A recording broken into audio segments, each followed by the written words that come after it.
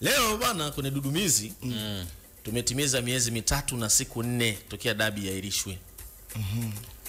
Tunasema hivi, miezi 3 na siku 4 bila suluhu ya dabi. Bodi mnafeli wapi? Bodi ya ligi. Miezi 3 na siku 4 bila suluhu ya ule mchezo, bodi mnafeli wapi?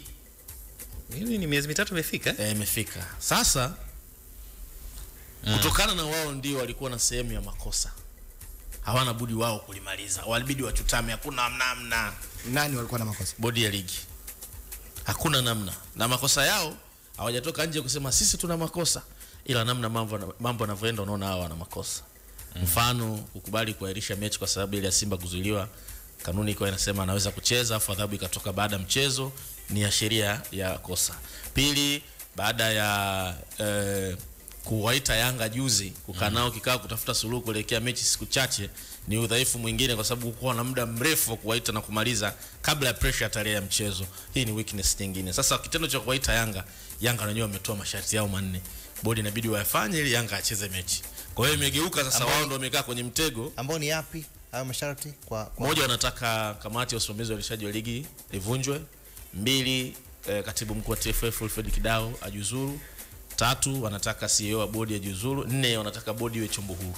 Sasa wamejibiwa baadhi kwamba mingine haiwezi kufanyika kwa muda mfupi.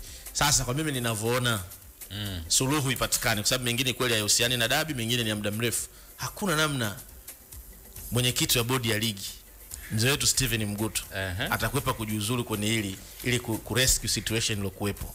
Mwenyekiti wa bodi ya ligi inabidi atoke kama mbuzi wa kafara kwenye hili sakata. Sasa wao wanataka watu wanne, unasema tu mwenyekiti. Sasa yeye ndio msimamizi wa yote haya. Sasa Abisai, ukichati na jirani wa NMB Bank kupitia WhatsApp, unapata taarifa za bima kutoka kampuni mbalimbali kwa urahisi. Na hapo unaweza kukata bima ya chombo chako cha moto, na unaweza pia kulipia bima yako kwa kubofya tu. Ingia kwenye app ya NMB mkononi uweze kubima kwa urahisi, unafuu na usalama. Hiyo ni NMB Bank. Sawa, tutarudi hapa. Lembo ya Taifa.